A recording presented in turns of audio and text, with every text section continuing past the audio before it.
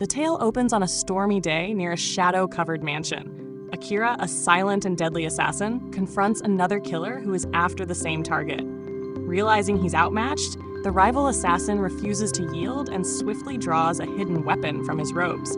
He lunges forward, hurling projectiles that Akira dodges effortlessly, moving like a ghost through the rain. The fight intensifies as the man charges with his sword, their blades clashing with sharp precision. Akira disarms him with a swift motion, sending his opponent's sword flying, but the assassin retaliates with a flurry of daggers. Akira avoids each strike until the man reveals one last hidden blade. Before it can land, Akira vanishes from sight and reappears behind him. Desperate, the man searches for an opening, but Akira blocks every move and pins his arms. When the assassin attempts a bladed kick, Akira anticipates it, stabbing his arm and shattering his leg in one fluid counterattack. Defeated, the assassin collapses, his own sword falling from above and ending his struggle. Afterward, Akira slips silently into the mansion. He stands over a sleeping man, his target, and hesitates for a brief moment before raising his blade to finish the mission. But before this grim life began, Akira was just an ordinary high schooler in Japan. During lunch, a few girls invite their friend Tsukasa to eat with them, but he declines, busy with his duties as student council president. Nearby, other students thank a girl named Shiori for helping them. At another table, Akira quietly scrolls through novels on his phone. His friend asks if he likes reading isekai stories, but Akira casually replies that he just reads whatever's free. His friend laughs, tells him to recommend good ones, and walks off. Watching him go, some girls whisper, surprised that anyone even talks to Akira. He's practically invisible at school. As he eats, Akira also wonders about his lonely life. Suddenly, his phone glitches, and a strange darkness spreads across the classroom ceiling. A glowing magic circle forms beneath their feet, and in a flash, the students are transported to a massive castle. Confused, they look around until a priest appears, announcing that the king wishes to meet them. The priest steps aside to reveal the king and princess. The monarch explains that they've been summoned from another world to the kingdom of Rediz in the realm of Morgan, a continent threatened by invading demons. He declares that one of them will become the legendary hero destined to defeat the demon lord. The students, excited by the prospect of a real isekai adventure, line up to test their powers. The first boy touches a crystal sphere, but learns he's not the hero. The priest assures him he still holds the potential of a strong warrior. One by one, the others discover their roles. Yuki as a dispel mage, Tomoya as a knight, and Shiori as a healer. Then the priest announces that they can now view their stats directly. Curious, everyone checks theirs, and Nanase asks Akira what his class is. When he reveals that he's an assassin, everyone is shocked by how high his stats are. Finally, Tsukasa steps up to the orb, and the crystal glows brightly. He's chosen as the hero. The priest and students celebrate Tsukasa's incredible potential, praising him as their destined savior. Yet, as Akira looks at his own far superior stats, he quietly wonders how someone with such weak numbers could have been chosen as the hero.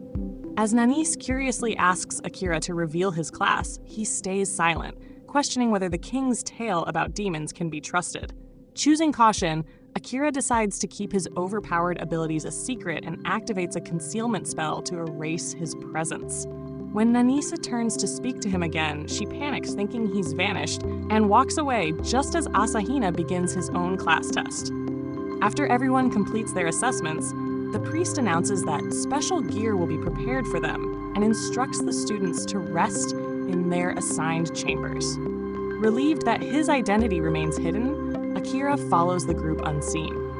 While sneaking through the palace corridors, he spots a surveillance crystal and realizes the king is monitoring their every move, proof that his instincts about the man were right. What he doesn't notice, however, is a knight quietly observing him from behind. Later that night, Akira discovers an unused storage room and decides to rest there. But curiosity gets the better of him, and he begins exploring the palace rooftops. Gazing at the unfamiliar city skyline, he marvels at the realization that he's truly in another world. Testing his newfound agility, he leaps between towers before overhearing voices nearby. Concealing himself, he spies the princess reporting to the king. mocking the summoned students as naive children with special powers. The king coldly orders her to move forward with his plan. Hidden behind them, Akira wonders what scheme they're plotting and contemplates ending the king's life right then. The king suddenly senses something but finds no one when he turns around. The next morning, Akira quietly eats his meal under concealment, debating whether to warn the others. He knows they won't believe him. Meanwhile, Tsukasa confidently rallies the group, claiming the king's generosity deserves repayment through victory against the demons. The students cheer, unaware they're being manipulated. Watching them, Akira can only sigh, realizing how easily they've fallen for the lie. Later, the Royal Knight Commander, Saren, and his partner, Jills, arrive to train the summoned heroes. Saren proudly introduces himself as the kingdom's final line of defense, though Jills reminds him to stay humble. Saren explains that the students will train for a month before venturing into a labyrinth to face monsters. The new heroes cheer in excitement, while Akira keeps his distance, quietly studying Saren's demeanor. When Saren leaves the training grounds, Akira follows to investigate. As he approaches a fountain, a voice suddenly calls his name, Saren. Shocked, Akira wonders if his concealment spell wore off, but Saren calmly assures him it's still active. His mystic eyes allow him to perceive body heat. Alarmed, Akira grips his blade, but Saren raises a hand, promising he means no harm and won't expose him. Still wary, Akira listens as the knight confides that he has his own reasons for distrusting the king. Saren then asks Akira to keep their encounter secret, and after a tense pause, Akira agrees. They sit together, and Akira admits he wants access to the royal archives to learn about this world. When Saren asks about his concealment level, Akira replies that it's already maxed, though his other skills remain untrained. Amused, Saren offers to mentor him, warning that the archives won't reveal much anyway. Excited at the chance to improve his strength, Akira accepts, determined to uncover the truth behind this strange world, while still yearning to one day return home. Saren agrees to train Akira, but reminds him that he must become stronger if he hopes to survive long enough to return home. Feeling guilty about receiving guidance for free, Akira offers to repay Saren somehow, but the knight laughs and says stories about Akira's homeworld will be enough. The two shake hands, and for the first time, Akira formally introduces himself out of respect. Their training begins, and Akira quickly learns more about this strange world, one shared by humans, demons, elves, and beastmen.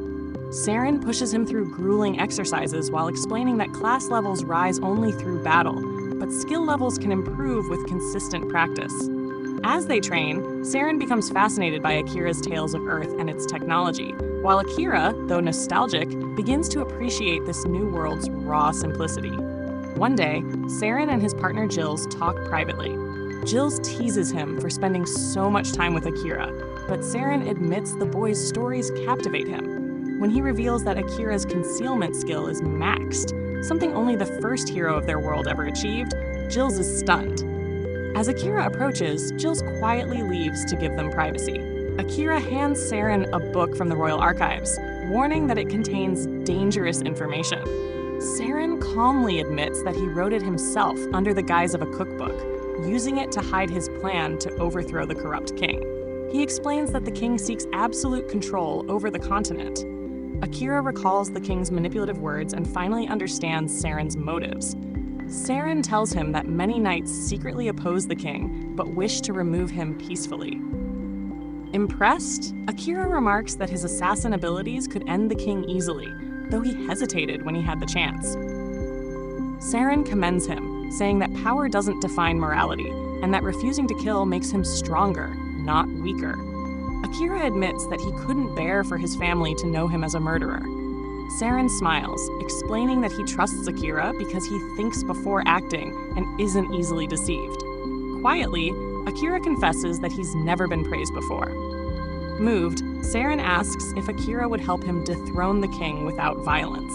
Akira promises to think about it and leaves the room. After a full month of training, Saren announces that the students will now explore the great labyrinth of Candyman. As crowds cheer them on, Akira feels uneasy at the sudden admiration. He spots a girl watching from afar and asks her why. She snaps that her people sacrificed everything to summon the heroes. When Akira admits he doesn't understand, she warns that he'll learn the truth soon enough. Inside the labyrinth, the heroes face their first real battle against monsters. During the fight, one careless student triggers a trap, unleashing a horde of ogres. Akira swiftly slays one and urges Saren to retreat with the others. Saren unleashes a divine sword technique, cutting down dozens of enemies. But as they near the exit, more monsters appear, blocking the path. Tsukasa recalls the emergency smoke bomb gifted by the princess and detonates it.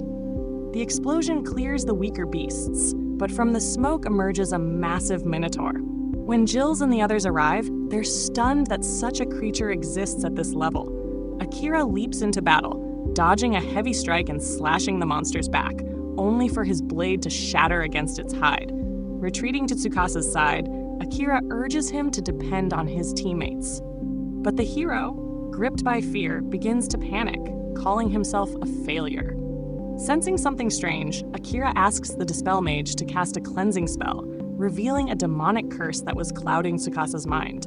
With his sanity restored, Tsukasa regains focus as Saren joins Akira. The knight nods at him, and together they unleash a coordinated attack. Saren's lightning strike stuns the beast, and Akira reappears from the shadows to deliver his ultimate blow using forbidden shadow magic. That concludes episode 1. Don't forget to subscribe and stay tuned for the next part of Akira's journey. Taking advantage of a perfect opening, Akira silently materializes behind the Minotaur and prepares his strongest shadow spell. A dark circle expands beneath him, and at his command, black tendrils surge upward toward the beast. The Minotaur roars and tries to break free, swinging its massive axe, but the tendrils latch onto its arm, shocking Saren, who watches nearby. With a cold expression, Akira summons even more shadow tentacles, which tear through the Minotaur's body and begin dragging it downward. Lowering his hand slowly, Akira forces the creature into the darkness until its head is severed and the beast finally dies. Akira breathes hard, drained. But before he can rest, the shadows begin fighting against his control. The overwhelming pressure forces him to his knees, and Saren quickly places a hand on his shoulder to steady him. With his teacher's support, Akira regains control and seals the shadows away. Seeing how exhausted he is, Saren remarks on the heaviness of that spell, while Akira is simply relieved to have survived. They return home, and Saren thanks him for saving the other students. Akira admits that he wouldn't have been able to use that spell at all if Saren hadn't taught him. Saren warns him again that the shadow technique is immensely powerful but dangerous to handle. Then he presents Akira with a katana once wielded by the very first hero. When Akira questions why it wasn't given to the current hero, Tsukasa, Saren explains that Tsukasa already has a holy sword. He also confesses that he stole this katana from the royal vault, meaning its presence may attract trouble. Even so, Akira accepts it and notices inscriptions on the blade, words of encouragement from the first hero to whoever inherits the weapon. He smiles, wishing he could have met that hero, and Saren quietly agrees. Their conversation shifts when Akira recalls Tsukasa's curse, something they had tried and failed to dispel. Saren believes he has discovered the origin of the curse. Meanwhile, inside the castle, the princess uses a magic crystal to maintain her control over Tsukasa, forcing him to play the role of a false hero. Suddenly, the crystal is sliced apart by a katana strike, but she dodges the attacker. Akira steps forward, asking why she is cursing others. The princess gives the same answer again and again. Everything is for the king. Her behavior is mechanical, like she has no will of her own. Akira leaves her in that state. She later searches among shelves full of crystals linked to other students. Akira tells Saren what he learned. Saren asks whether the princess saw his face. When Akira nods, Saren explains that she is merely another puppet controlled by the king and warns Akira not to sleep in the palace anymore. The princess can curse anyone except the hero, so from now on, she will target Akira instead. The guards will soon be hunting him. Akira worries that Saren might be angry, but Saren simply smiles, saying that adults are supposed to take responsibility for young people's mistakes. Akira mutters that he wishes adults from his world were like him. Saren jokes that if Akira ever returns to Earth, he should bring him along, but Akira quickly regrets offering. The next morning, Akira wakes from sleep in a tree after hearing a commotion. He climbs down and finds a crowd of students gathered. Tsukasa looks relieved to see him and asks where he had been, and Akira casually replies that he was just sleeping. But when Tsukasa lowers his head, Akira senses something is wrong and pushes through the crowd. He freezes when he sees Saren lying lifeless on the ground. Akira breaks down, crying out in anguish. But instead of sympathy, the students accuse him of killing his own teacher with Saren's own dagger. Akira reminds everyone that his dagger had already been shattered back in the dungeon, but he quickly realizes the students accusing him are being controlled by the princess's curse. Tsukasa tries to defend him, yet even he is blamed by the king, who claims Tsukasa assassinated the knight commander. When Akira sees the princess smiling confidently, he understands that the entire situation was planned in advance. He immediately uses a concealment spell and escapes. He heads to Jill's, who explains that the king sent his personal assassination unit, the Night Ravens, to kill Saren and frame Akira for it.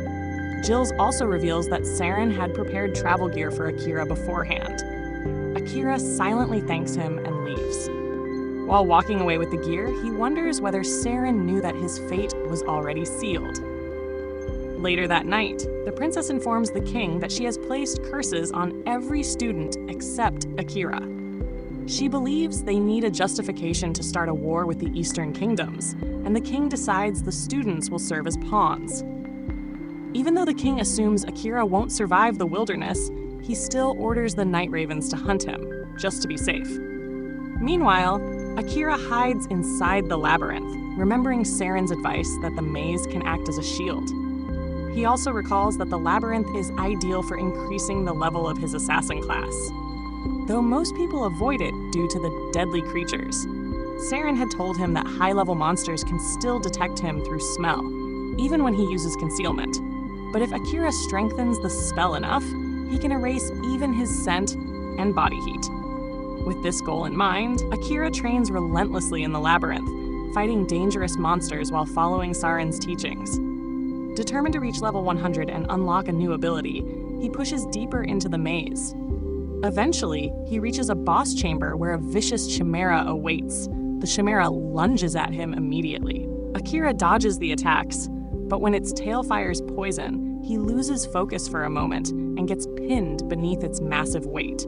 Struggling to breathe, Akira refuses to give up. He must avenge Saren. The chimera knocks him across the room, but Akira activates his strongest shadow magic. Black tendrils surge out and tear the monster apart, ripping its body to shreds. Exhausted, Akira collapses, but his shadow automatically triggers a healing spell to restore him. Back at the palace, Tsukasa tries to convince the other students to accompany him to confront the demon lord, but none volunteer, clearly still under the princess's influence. However, Asahina suddenly steps forward, and his bravery encourages several others to join. When they leave the palace, Yuki, the Dispel Mage, tells them that none of them are currently under the curse anymore. Asahina explains that one night, someone took control of his body and forced him to break the princess's curse crystals, after which he found a katana, freeing everyone. Watching from a rooftop, Jills remembers that he was the one who used his subjugation ability to momentarily control Asahina and free some of the students. He quietly wishes them luck. Asahina suggests they find Akira to learn the truth about the royal family. Thinking of Akira's quiet personality, Asahina regrets not defending him back when he needed it most. Deep within the dungeon, Akira dreams of a memory from Earth, specifically the day Asahina discovered him working part-time at a construction site. Akira had begged him not to mention it to his sister, and during their conversation, he learned that Asahina also had a younger sister named Ka. When Akira wakes up from the dream, he checks his status and realizes that the Chimera battle boosted his stats dramatically. His health is fully restored, and his shadow skill even jumped 2 levels from a single use.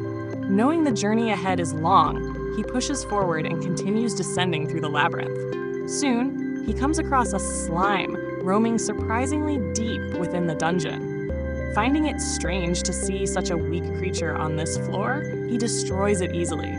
But when its liquefied body melts away, an unconscious elf girl is revealed.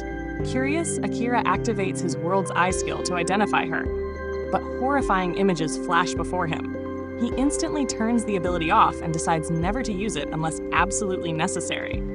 The elf girl slowly wakes up, her eyes glowing faintly, her health barely above 2%. Akira can tell she also has access to the world's eye. When she asks where they are, he explains they're on the 75th floor of the labyrinth. Hearing this, she asks why he's in such a dangerous place. Akira answers that he's here to train and level up, but before he can continue, she collapses. Realizing she has a severe fever, Akira carries her to a safe resting spot on the 69th floor, the closest area with water. When she wakes again, her stomach growls loudly, and Akira laughs softly before giving her water and hot porridge. She eats eagerly, and he notes that her appetite alone means she'll recover soon. The elf girl seems surprised at how well he knows how to care for sick people.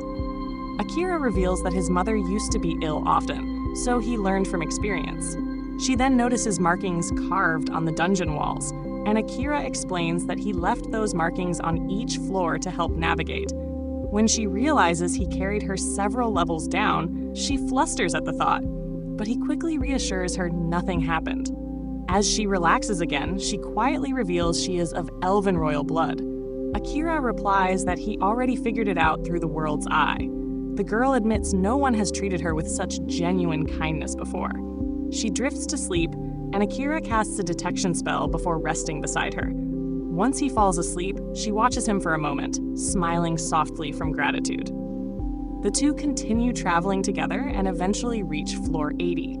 She aids Akira in combat, and when he asks why she's still following him, she says her destination lies deeper in the labyrinth.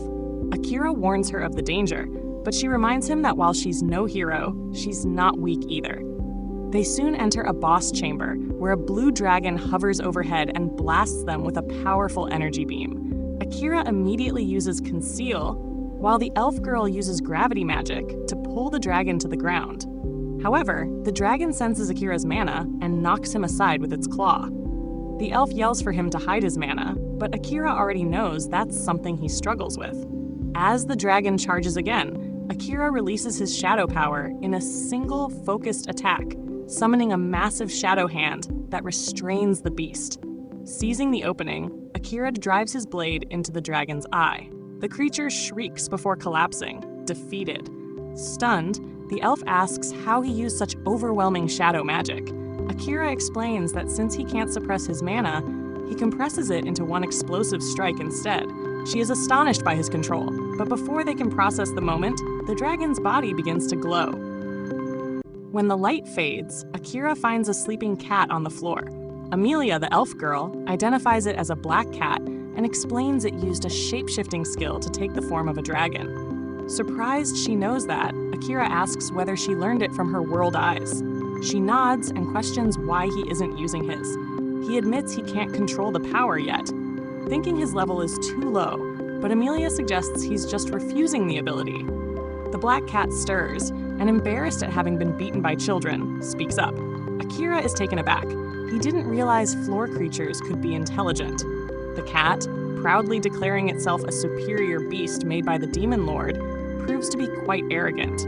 Both Akira and Amelia recognize the narcissism, but the cat barely notices their judgment as it continues to boast. Akira draws his dagger and points out the creature is too injured to move.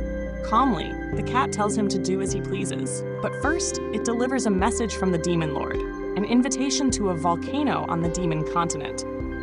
Akira wonders why the demon lord would be interested in him, and asks if the lord knows about his origins. The cat replies that its master is enigmatic and doesn't know those details. After relaying the message, the cat lies back down and asks Akira to finish it off. When Akira refuses, the cat presses the point, reminding him that demons and humans are enemies by nature. Akira shrugs off the hostility, recalling the treacherous human king. He suspects the demon-human hatred isn't so simple. Amelia, however, warns that unless they kill the dungeon boss, the door won't open and they can't advance. Reluctantly agreeing, Akira faces the cat again, and the beast asks why he's hesitating. Akira confesses he's just a cat lover, leaving the monster speechless. Excited at the thought of a talking companion, Akira soon hears the cat's practical warning. If they stay on the boss floor, they'll starve. He asks if there's truly no other way forward. Amelia proposes one alternative. If Akira binds the cat as his familiar, the dungeon will stop treating it as a boss, and the floor's door should open. The cat scoffs, doubting Akira's magical control is enough to complete a blood contract ritual. Amelia points out Akira recently executed a difficult shadow spell flawlessly, so he likely can manage it. Akira worries about failure. Amelia bluntly says a botched ritual could kill them both. Despite the risk, Akira chooses to attempt the contract. The cat, indifferent to its own fate, permits him, a nonchalance that irritates Akira, who asks why it doesn't care about living. The cat admits it has lived too long. Amelia explains the ritual's first step, naming the familiar. After a moment's thought, Akira names the cat Night, inspired by its black fur. The name stuns the cat into silence for a heartbeat. Akira takes the cat's paw to begin. As Amelia watches with worry, a soft mana field wraps around Akira, and he sinks into a vast ocean-like void. The vision shifts suddenly. He's hurled into a burning city and sees Night roaring atop a rooftop. Night smashes a building, sending massive debris crashing onto the streets and burying innocents. Furious, Akira shouts for Night to stop, but Night turns on him. Though Akira blocks an assault, he still takes damage. Night snarls, demanding Akira kill him or be finished for good. Night attacks again and Akira dodges, but the cat manages to land a heavy strike across his face, sending him flying. On the outside, Akira's body flinches in response, worrying Amelia even more. Inside the soul world, Akira finally gets serious and hurls a dagger at Night. The beast seems pleased by Akira's resolve and urges him to come closer and finish the fight. Night leaps to close the distance, claws stretched out for the final blow. But instead of resisting, Akira leans in and allows himself to be pierced. Night freezes in disbelief. Akira calmly tells him that no matter what happens, he refuses to kill him. He reminds Night that he doesn't truly want to harm innocent people either. Night insists that as a monster, destroying humans is simply in his nature. But Akira can tell Night is exhausted from senseless violence. He promises that if Night stays with him, he'll never have to kill innocent people again, that he can live without guilt. Those words shatter the burning city illusion, and the painful memory fades. Night finally lets go of the torment inside him and accepts Akira. Their souls synchronize, completing the bond. Akira awakens and places his hand on Night's body. A glowing new symbol appears on his hand and forms a matching mark on Night. Amelia exhales in relief. The contract worked. When Night wakes up, he declares that he will follow Akira to see how far he can go. Akira introduces himself as his master, and the cat accepts his new name, Night. Amelia happily greets him as well, and Night acknowledges her as his master's companion. A magic circle then forms beneath them. The dungeon recognizes Night is no longer the boss, so the exit has appeared. But Akira chooses to stay for now, since Night is still recovering. Amelia becomes excited and decides they should relax and talk so everyone can get to know each other better. Meanwhile, outside the dungeon, Tsukasa and the others arrive in Yamato, a city founded by the first hero of this world. They are immediately struck by the traditional Japanese-style buildings and look forward to exploring. After changing into kimonos, they sit down to enjoy a Japanese meal. Once they've settled, Tsukasa brings up their situation again. Their funds are running low, so someone suggests joining the Adventurers Guild to earn money. Tsukasa also insists they gather books and research this new world. Dassault wonders if there's a way to return home. Tsukasa says the quickest method may be defeating the Demon Lord. When asked why he believes that, he explains that the king who summoned them should know the return method, so eventually they'll have to speak to him again. Shori also mentions that their remaining classmates are still in the palace, meaning they'll need to negotiate anyway. Tsukasa concludes that once they gather money and information, they will head toward the Demon Continent. But Asahina suggests staying in Yamato for now. His intuition skill is telling him that Akira has become far stronger than any of them, so they should find him and ask for his help. The group agrees, though Dassault still suspects Akira of killing Saren. Asahina reminds him their memories were tampered with by the king, and Yuki questions whether someone like Akira, who always acted alone, would even help them in the first place. She asks Tsukasa whether he agrees with Asahina's suggestion, and Tsukasa pauses to think it over. He admits that although Akira is without a doubt the strongest among them, He's so aloof that he probably wouldn't even remember Tsukasa, despite them being classmates since kindergarten. Asahina also agrees, recalling that Akira was never the social type. With the massive difference in power between them and Akira, Tsukasa believes Akira wouldn't listen to anything they say right now. So instead, he decides they should stay in Yamato and grow strong enough to compete with the surrounding monsters first. The others agree, and their new training journey begins. Back in the dungeon, Amelia opens up about her past, how she was hunted by her own people. After being exiled by her younger sister, she fell into a lake and was later swallowed by a black slime. Knight is surprised she survived, since slimes usually digest anything they consume. But Amelia doesn't dwell on the pain. She's simply grateful to still be alive. Akira suggests that she should try returning home someday, but Amelia doesn't believe anyone would accept her back. Akira gently tells her that maybe her sister might still listen to her. Thinking of family reminds Akira of his own little sister, Yui. He recalls buying her a new phone when hers was broken, and how she felt bad that he worked so hard for her. Their mother reassured Yui to accept the gift, reminding her how deeply Akira cares for her. Akira ends the story with a quiet sigh. Knight then asks Akira if he wants to return home, and Akira nods, but reveals he has unfinished business in this world first. He explains how he used to be invisible in his old life, always alone, so it felt natural when he received the concealment skill. Captain Saren was the first person to truly notice him and helped him learn how to survive here. But Saren was brutally murdered and framed on Akira's name by lowlifes, and the memory fills Akira with burning rage. He swears he won't return home until he avenges Saren. Amelia snaps him out of his fury, and Knight warns him to control his bloodlust, especially since their lives are now linked. If one dies, so does the other. Akira acknowledges this, but notes that since they can communicate telepathically now, the bond is worth the risk.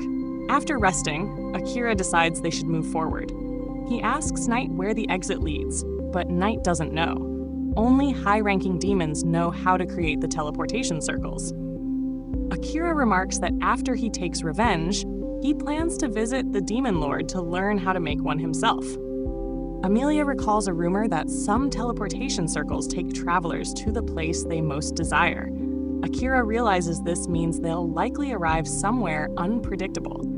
Amelia simply smiles and says she'll be happy anywhere, as long as she's with him. Surprised by her sincerity, Akira steps onto the circle with the others. When the magic activates, they find themselves in front of the sacred tree of the Elf continent, Amelia's homeland. Akira is impressed, but Amelia freezes, unprepared to return. Suddenly, an arrow shoots toward her, and Akira blocks it instantly. A second arrow flies, and he deflects it before appearing behind the attacker. Amelia rushes to him and finds he has restrained an elven soldier named Liam. Despite being completely overpowered, Liam angrily tells Amelia to leave. Akira knocks him out. Before they can speak further, the surrounding elves emerge and form a perimeter with drawn bows. Then, Amelia's younger sister, Kilika, steps forward and coldly calls her a traitor. She taunts Amelia, saying she should never have been born, a child of blight. Akira realizes the situation is about to explode.